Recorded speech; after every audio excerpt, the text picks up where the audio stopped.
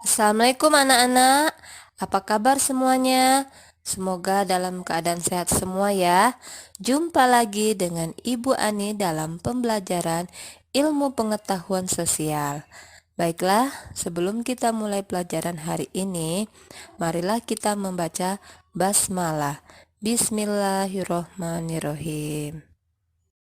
Baiklah anak-anak, materi kita hari ini bab 3 mengenai keunggulan dan keterbatasan antar ruang pengaruhnya terhadap kegiatan ekonomi, sosial, budaya di Indonesia dan ASEAN. Hari ini kita akan membahas mengenai pengertian pelaku ekonomi dan peran pelaku ekonomi dalam perekonomian. Tujuan pembelajaran. Setelah selesai dalam pembelajaran, diharapkan siswa dapat menjelaskan keunggulan dan keterbatasan antar ruang serta peran pelaku ekonomi dalam suatu perekonomian. Baiklah, kita masuk ke pengertian pelaku ekonomi. Apa itu pelaku ekonomi? Pelaku ekonomi adalah orang atau lembaga yang melakukan kegiatan ekonomi. Apa saja itu kegiatan ekonomi? Kegiatan ekonomi meliputi produksi, distribusi, dan konsumsi barang dan jasa. Itu sudah kita bahas di kelas 7 ya. Sekarang kita masuk ke pelaku ekonomi. Nah, siapa saja pelaku ekonomi? Pelaku ekonomi itu ada 4. Yang pertama, rumah tangga keluarga atau konsumen. Yang kedua, ada rumah tangga produsen atau perusahaan. Yang ketiga, rumah tangga pemerintah. Yang keempat, rumah tangga luar negeri. Baiklah, kita bahas yang pertama, rumah tangga keluarga atau konsumen. Apa itu rumah tangga keluarga atau konsumen? Yaitu kelompok masyarakat yang melakukan kegiatan konsumsi terhadap barang dan jasa untuk memenuhi kebutuhan hidup diri sendiri ataupun keluarga.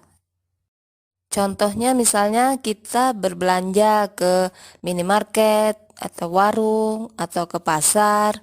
Nah, itu untuk memenuhi kebutuhan hidup diri kita sendiri ataupun keluarga.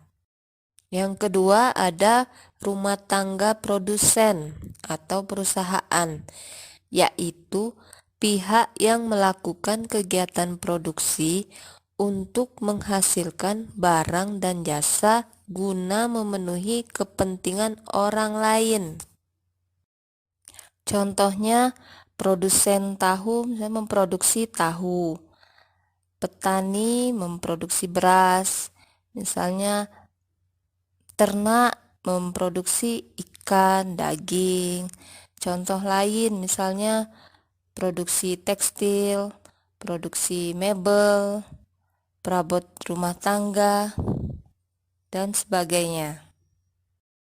Yang ketiga ada rumah tangga pemerintah, yaitu pihak pemerintah yang mengatur, mengendalikan, serta mengadakan kontrol terhadap jalannya roda perekonomian. Yang keempat ada rumah tangga luar negeri, yaitu orang atau lembaga yang melakukan kegiatan ekspor dan impor. Selanjutnya kita masuk ke peran pelaku ekonomi dalam perekonomian. Ada 4 peran pelaku ekonomi. Yang pertama, peran rumah tangga keluarga atau konsumen. Yang kedua, peran rumah tangga produsen atau perusahaan. Yang ketiga, peran rumah tangga pemerintah. Dan keempat, peran rumah tangga luar negeri. Kita bahas yang pertama, peran pelaku ekonomi rumah tangga keluarga atau konsumen. Nah, ada 2 peran rumah tangga keluarga atau konsumen, yaitu pertama sebagai konsumen atau pembeli. Yang kedua, sebagai penyedia faktor produksi bagi rumah tangga produsen. Yang pertama, peran rumah tangga keluarga sebagai konsumen atau pembeli, yaitu pemakai barang dan jasa yang dihasilkan produsen untuk kebutuhan sehari-hari. Pertemuan permintaan barang dan jasa dari konsumen dengan penawaran barang dan jasa dari produsen terjadi di pasar output atau pasar produk. Contoh pasar output produk adalah minimarket, pasar tradisional, bengkel, lembaga bimbingan belajar. Nah, perhatikan gambar berikut ini. Ini adalah contoh pasar yang menunjukkan pertemuan antara produsen dan konsumen. Pasar sayur yang mempertemukan antara penjual sayur dengan pembeli sayur. Peran yang kedua dari rumah tangga konsumen adalah sebagai penyedia faktor produksi bagi rumah tangga produsen, yaitu penawaran faktor produksi terjadi di pasar input atau pasar faktor produksi. Contoh, salah satu pasar input adalah pasar tenaga kerja, merupakan salah satu faktor produksi yang penting bagi setiap perusahaan. Nah, untuk menciptakan barang dan jasa dibutuhkan berbagai macam faktor produksi. Ada 4. Yang pertama, faktor produksi alam atau lahan. Yang kedua, faktor produksi modal. Yang ketiga, faktor produksi tenaga kerja. Dan yang keempat, faktor produksi kewirausahaan. Yang pertama ada faktor produksi alam atau lahan. Adalah segala sesuatu yang disediakan oleh alam untuk digunakan sebagai faktor pendukung produksi barang dan jasa. Contoh, lahan pertanian, sawah, hutan, lahan perkebunan, kolam, tambak udang, dan lain-lain.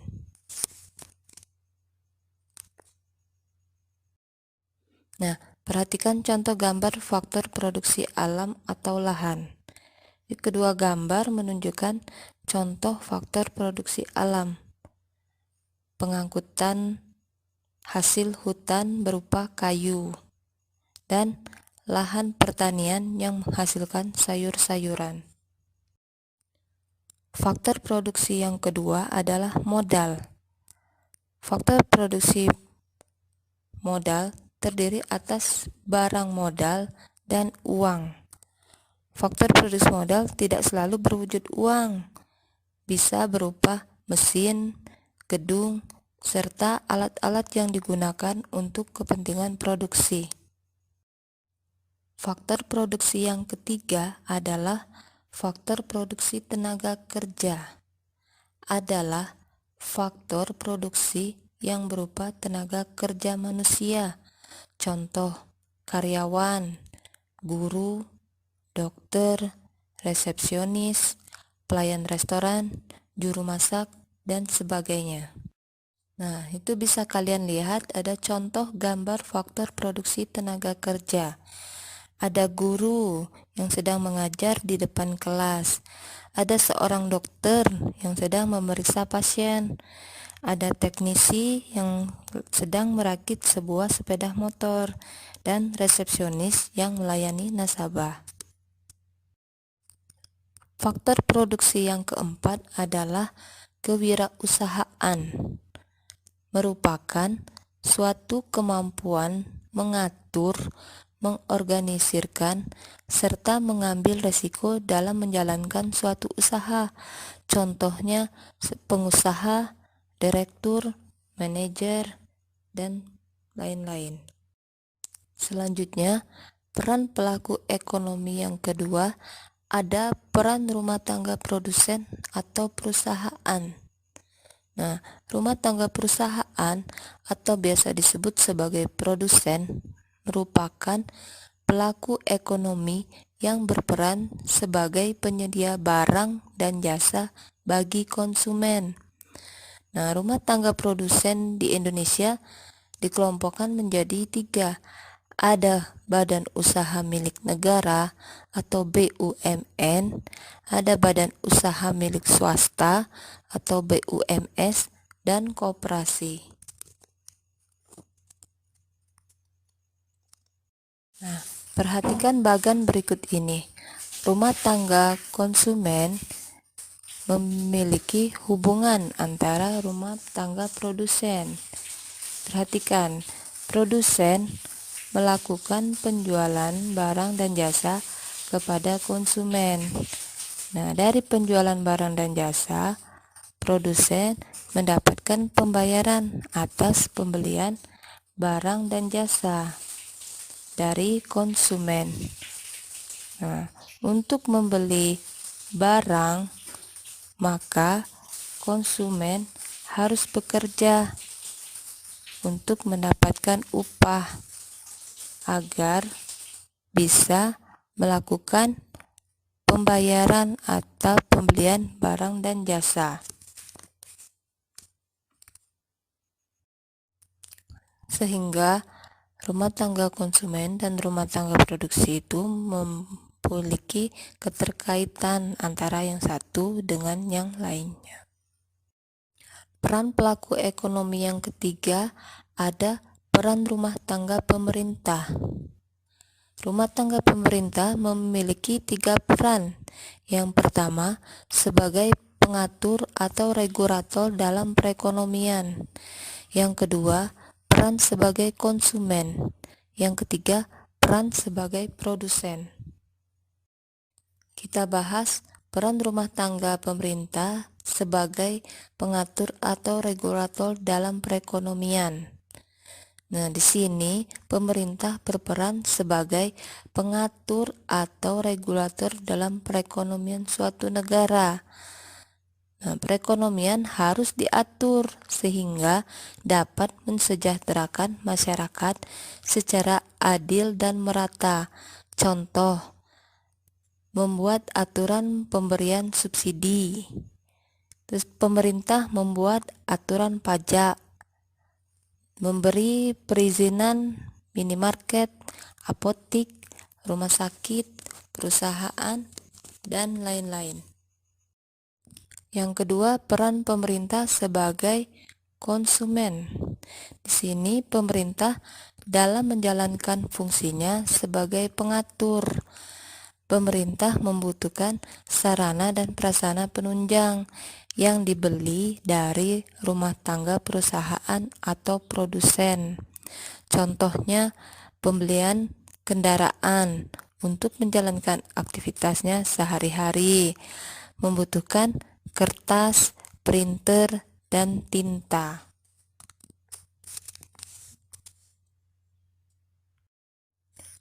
Peran pemerintah sebagai produsen.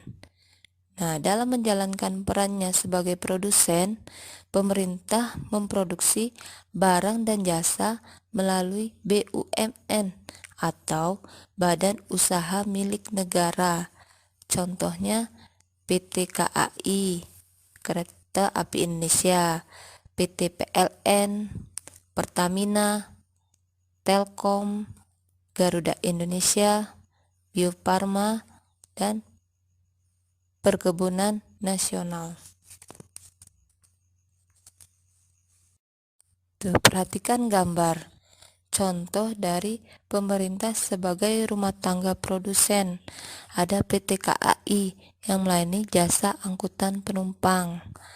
Ada PT PLN yang melayani perusahaan listrik negara.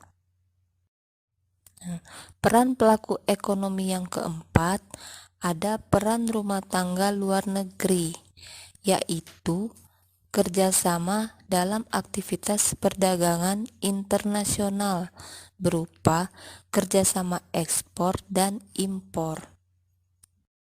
Kerjasama ekspor Artinya, sistem perdagangan menimbulkan arus barang dan jasa dari dalam negeri ke luar negeri. Contoh komoditi ekspor Indonesia, ada tekstil dan produk tekstil diekspor ke Amerika Serikat, Jepang, Korea Selatan, Inggris, Cina, dan Malaysia. Ada komoditi ekspor karet dan produk karet diekspor ke Jepang, Singapura, dan Brazil. Ada contoh komoditi sawit dan produk sawit diekspor ke Rusia, Jepang, India, Bangladesh, Pakistan, Cina, dan lain-lain. Udang dan lobster diekspor ke Jepang dan Amerika Serikat. Nah, ada perdagangan impor, yaitu sistem perdagangan menimbulkan arus barang dan jasa dari luar negeri ke dalam negeri. Contoh komoditi impor Indonesia, impor beras dari Thailand. Ada impor vaksin COVID-19 diimpor dari Cina. Garam diimpor dari Iran. Kedelai diimpor dari Amerika Serikat, Argentina, Malaysia. Dan buah-buahan diimpor dari Cina. Nah, di sana bisa kalian lihat gambar contoh pelabuhan sebagai tempat pemberhentian kapal-kapal besar dari pulau lain ataupun dari luar negeri.